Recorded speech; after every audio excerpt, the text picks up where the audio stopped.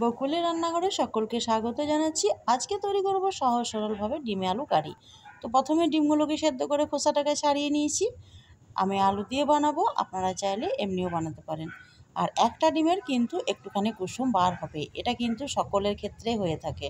তো যাই হোক, ডিমগুলোকে একটুখানি নুন হলুদ ছড়িয়ে দিয়েছিলাম তেলের মধ্যে, তারপর ভেজে নিচ্ছি। তেলটা গরম করে নিয়েছিলাম ভালো মতো করে।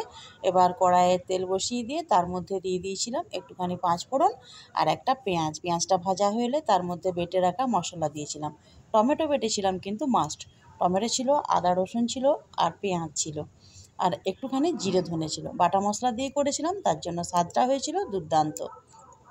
আমি কিন্তু জিরে গুঁড়ো ধনে গুঁড়ো ইউজ করিনি। আর আলুটা দেখলাম অনেকটাই লাগছে, তার জন্য আলুটা একটু কম করে দিলাম।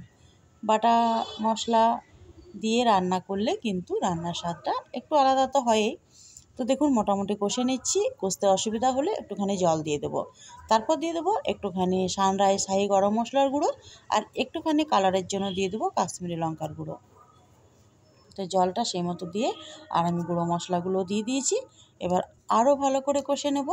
জলটা শুকিয়ে এলে তার মধ্যে গরম জল দিয়ে দেবো। যখন দেখবো তেলটা ছেড়ে দিয়েছে।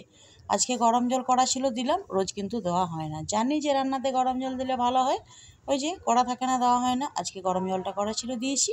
তো মোটামুটি আমার ডিম আলু কারি রেডি হয়ে গেছে। বেশ 5 মিনিট ফুটে উঠেছে ডিমগুলো দেওয়ার পর। এবার গ্যাসের ফ্লেমটাকে বন্ধ করে একটা পাত্রে ঢেলে নেব।